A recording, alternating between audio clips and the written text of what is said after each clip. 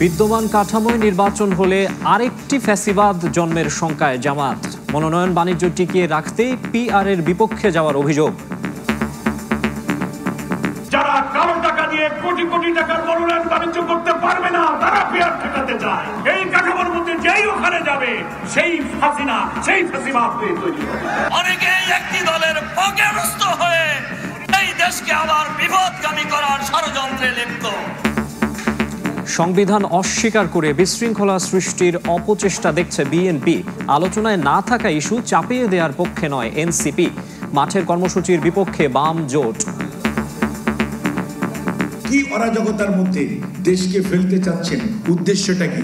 দেশের মধ্যে এক ধরনের বিশৃঙ্খলা সৃষ্টি করা। আমরাও গণতান্ত্রিক প্রক্রিয়ায় তার বিপক্ষে আমাদের যা বক্তব্য আছে সেটা আমরা রাজনৈতিক মাঠে ময়দানে দেব। পুরো সংসদ নির্বাচনটাই পিআর এর ভিত্তিতে হোক, আমরা এটার সাথে একমত না। জনগণেরও এটা প্রস্তুতি নাই। এই নির্বাচনকে প্রশ্নবিদ্ধ করা হয় বা কালক্ষেপণ করা হয়, সেটা হবে আমাদের জন্য সংকট। ছুটির দিনে ডাকসু নির্বাচনের জমজমাট প্রচার। জুমার নামাজের পর প্রার্থীদের জনসংযোগ, আবাসিক হলগুলোতে শিক্ষার্থীদের লিফলেট বিতরণ ও ভোট প্রার্থনা। মালয়েশিয়া যেতে সরকারি খরচের 6 গুণ বেশি আদায়। শতাধিক এজেন্সির হাজার কোটি টাকা জালিয়াতির নথি দুদকের হাতে। সিন্ডিকেট ভাঙতে প্রভাবশালী অপরাধীদের ধরার তাগিদ। ফেসবুকে ধর্ম নিয়ে কটূক্তির অভিযোগ। কুমিল্লায় মাইকে ঘোষণা দিয়ে 4টি মাজারে ভাঙচুর, আগুন। অজ্ঞাত 2200 জনের বিরুদ্ধে পুলিশের মামলা।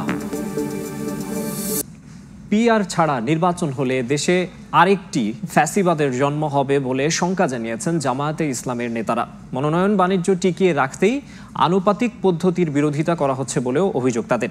হুঁশিয়ারি দিয়ে বলেন, পেশি শক্তির প্রভাব খাটিয়ে ক্ষমতা কুক্ষিগত করার দিন শেষ। 5 দফা দাবিতে বিভাগীয় শহরে জামায়াতের বিক্ষোভ সমাবেশে নেতারা বলেন, সুষ্ঠু নির্বাচনের স্বার্থে পিআর পদ্ধতির বিকল্প নেই।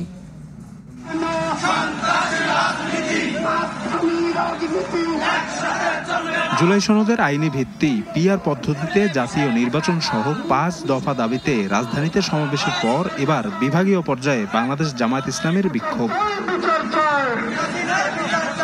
শুক্রবার 7 বিভাগীয় শহরে কর্মসূচির অংশ হিসেবে দুপুরে রংপুরের পাবলিক লাইব্রেরি মাঠে সমাবেশ হয়। নির্ধারিত সময়ের আগেই কানায় কানায় পূর্ণ হয়ে যায় সমাবেশের স্থল। সমাবেশ শেষে রংপুর মহানগরীর গুরুত্বপূর্ণ সড়ক প্রদক্ষিণ করে বিক্ষোভ মিছিল।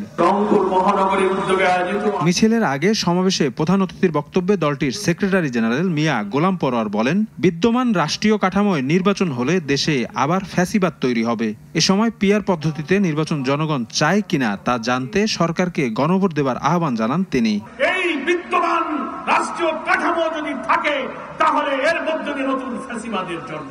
সকল দলের প্রতিনিধিত্বের মধ্য দিয়ে একটি অংশীদারিত্বের সরকার আসলে কর্তৃত্ববাদী সরকারের শাসন চালাতে পারবে না যারা, তারা পিআর ঠেকাতে চায়। গোলাম পরোয়ার বলেন, একটি পক্ষ সরকারকে চাপ প্রয়োগ করে প্রভাবিত করার চেষ্টা করছে। রাজনৈতিক আধিপত্য সৃষ্টি করে আর কেউ ক্ষমতা কুক্ষিগত করতে পারবে না বলেও হুঁশিয়ারি দেন তিনি।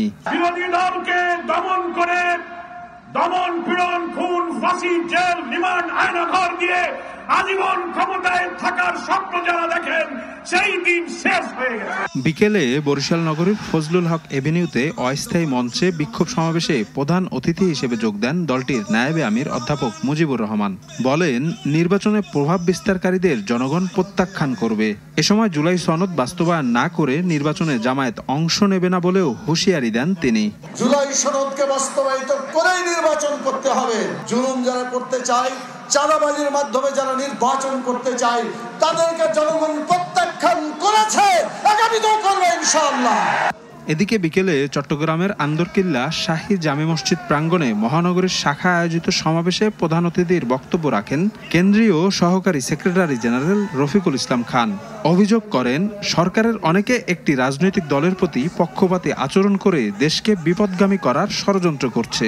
অনেকেই একটি দলের পকেটস্থ হয়ে এই দেশকে আবার বিপদগামী করার ষড়যন্ত্রে লিপ্ত। কেন্দ্রীয় কর্মসূচির অংশ হিসেবে এদিন সিলেট, খুলনা, ময়মনসিংহ সহ অন্যান্য বিভাগীয় শহরে বিক্ষোভ সমাবেশ ও মিছিল করে জামায়াত। সংবিধান যে এখনো কার্যকর তা অস্বীকার করে দেশে বিশৃঙ্খলা সৃষ্টির অপচেষ্টা চলছে বলে অভিযোগ করেছেন বিএনপির স্থায়ী কমিটির সদস্য doctor AZM Zahid Hossain. PR পদ্ধতি নিয়ে আগে আলোচনা না থাকলেও এখন কিছু দল ফ্যাসিস্টের মতো মতামত দিচ্ছে বলেও মন্তব্য করেন তিনি। এদিকে দেশের পরিস্থিতি স্বাভাবিক করতে নির্বাচনের বিকল্প দেখছেন না দলটির ভাইস চেয়ারম্যান শামসুজ্জামান দুদু। পিআর জুলাই সনদের আইনি ভিত্তি সহ নানা বিষয়ে পাল্টাপাল্টি বক্তব্যে রাজনীতির মাঠে বিরাজ করছে উত্তাপ। এবার বিএনপির স্থায়ী কমিটির সদস্য ডক্টর AZM জাহিদ হোসেন বললেন, জনগণ না চাইলেও তাদের উপর মত চাপিয়ে দেওয়ার মাধ্যমে স্বৈরাচার ফিরিয়ে আনার অপচেষ্টা চলছে। শুক্রবার সকালে ফার্মাসিউটিক্যাল রিপ্রেজেন্টেটিভ অ্যাসোসিয়েশনের জাতীয় সম্মেলনে তিনি এমন মন্তব্য করেন। অভিযোগ করেন, সংবিধান এখনো কার্যকর থাকা সত্ত্বেও তা অস্বীকার করে দেশে অরাজকতা সৃষ্টি করা হচ্ছে। কোনো অবস্থাতেই জনগণের বিপক্ষে যাওয়া যাবে না। যারা যারা এগুলো বলতেছেন তারা আপনাদের নির্বাচনী ম্যানিফেস্টোতে দেন। কেন জোর করে, কেন প্রেসিডেন্সিয়াল অর্ডার দিয়ে, কেন এক্সট্রা কনস্টিটিউশনাল অর্ডার দিয়ে এই সমস্ত জিনিস? কি অরাজকতার মধ্যে দেশকে ফেলতে চাচ্ছেন? উদ্দেশ্যটা কি? দেশের মধ্যে এক ধরনের বিশৃঙ্খলা সৃষ্টি করা। কিন্তু মনে রাখবেন, এই বাংলাদেশ সেই বাংলাদেশ না। এদিকে দেশের পরিস্থিতি স্বাভাবিক করতে নির্বাচনের বিকল্প দেখছেন না বিএনপির ভাইস চেয়ারম্যান শামসুজ্জামান দুদু। শুক্রবার সকালে জাতীয় প্রেস ক্লাবের সামনে বাংলাদেশ নাগরিক অধিকার আন্দোলন আয়োজিত প্রতীকী যুব সমাবেশে তিনি অভিযোগ করেন, ভারতে বসে পতিত আওয়ামী লীগ নির্বাচন বানচালের ষড়যন্ত্র করছে। সংলাপের মধ্যেই ইসলামী দলগুলোর আন্দোলন নিয়ে রাজনৈতিক মহলে চলছে নানা আলোচনা। এসব কর্মসূচিকে ইতিবাচক হিসেবে নিচ্ছে না বিএনপি। দলটি বলছে, মাঠের বক্তব্যের জবাব গণতান্ত্রিকভাবে মাঠেই দেয়া হবে। অন্যদিকে এনসিপি বলছে, ঐকমত্য কমিশনের এজেন্ডায় না থাকা কোনো বিষয় রাজপথের কর্মসূচিতে চাপিয়ে দেয়া ঠিক হবে না, আর নির্বাচন বাধাগ্রস্ত করতে পারে এমন ইস্যু বা কর্মসূচির সামনে না আনার আহ্বান বাম নেতাদের। ফারুক ভুইয়া, রবিনের রিপোর্ট।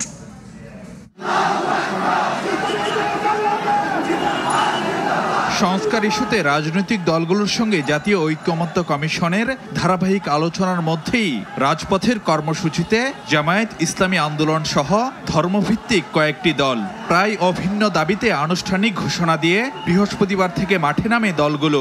সংসদের দুই কক্ষে পিআর পদ্ধতিতে ভোট, জুলাই সনদের ভিত্তিতে নির্বাচন, জাতীয় পার্টি 14 দলের কার্যক্রম নিষিদ্ধের মতো ইস্যুতে তোলা হয় জোরালো আওয়াজ। আলোচনার মধ্যে রাজপথের এই কর্মসূচি নিয়ে নানা প্রতিক্রিয়া রাজনৈতিক মহলে। এটিকে অহেতুক চাপ সৃষ্টির চেষ্টা হিসেবে দেখছে বিএনপি। তবে মাঠের বক্তব্যের জবাব মাঠেই দিতে চায় দলটি। ঐকমত্য কমিশনের আলোচনার সূচিতে না থাকলে সেই বিষয়ে ঐকমত্য কমিশনের আওতাভুক্ত কোনো বিষয়ে আমি কথা বলতে পারি, কিন্তু এই বিষয়ে কথা বলতে পারি না। তবে রাজনৈতিক বক্তব্য হিসেবে কোনো দল মাঠে যদি সেই দাবি উত্থাপন করে, আমরাও গণতান্ত্রিক প্রক্রিয়ায় তার বিপক্ষে আমাদের যা বক্তব্য আছে সেটা আমরা রাজনৈতিক মাঠে ময়দানে দেব। আর এনসিপি বলছে, সংসদের নিম্নকক্ষে পিআর পদ্ধতিতে নির্বাচনের বিষয়টি ছিল না ঐকমত্য কমিশনের এজেন্ডায়। আলোচনায় না থাকা বিষয় রাজপথে কর্মসূচি দিয়ে চাপিয়ে দেওয়া ঠিক হবে না। পুরো সংসদ নির্বাচনটাই পিআরের ভিত্তিতে হোক, আমরা এটার সাথেও একমত না, কারণ এটা এই মুহূর্তে বাংলাদেশের বাস্তবতা নাই এবং জনগণেরও এটা প্রস্তুতি নাই। ফলে হুট করে এটা চাপিয়ে দেওয়াটা ঠিক হবে না। এদিকে নতুন নতুন ইস্যু বা কর্মসূচি যেন নির্বাচনকে শঙ্কায় না ফেলে সে সতর্কবার্তা বাম নেতাদের। এই আলোচনা রাজপথে থাকতে পারে, টেবিলে থাকতে পারে, আগামীতে ম্যান্ডেট চাওয়ার জন্য থাকতে পারে, কিন্তু নির্বাচনকে বাধাগ্রস্ত করার জন্যে যাতে এই ইস্যু ব্যবহৃত না হয় এই ব্যাপারে আমাদের সবাইকে সতর্ক থাকতে হবে। নতুন নতুন প্রশ্ন হাজির করে যদি এই নির্বাচনকে প্রশ্নবিদ্ধ করা হয় বা কালক্ষেপণ করা হয়, সেটা হবে আমাদের জন্য সংকট। বিশ্লেষকরা মনে করেন, ধর্মভিত্তিক দলগুলোর মাঠের এই কর্মসূচি নিজেদের রাজনৈতিক শক্তির জানান দেওয়ার কৌশল। তাদের দিক থেকে কৌশলটা হলো যে তারা হয়তো টাইমিংটা খুব গুরুত্বপূর্ণ মনে করছে এই মুহূর্তে, যে একটা তাদের শক্তির যে একটা জাগরণ ঘটছে সব জায়গায়। তারা মনে করছে যে হিসাবের মধ্যে ধরাটা যে খুব গুরুত্বপূর্ণ, এই জিনিসটা তারা প্রমাণ করতে চাইতেছে। বিভিন্ন ইস্যুতে দলগুলোর পরস্পর বিরোধী অবস্থান শেষ পর্যন্ত কোথায় গিয়ে ঠেকে সেদিকে নজর পর্যবেক্ষকদের।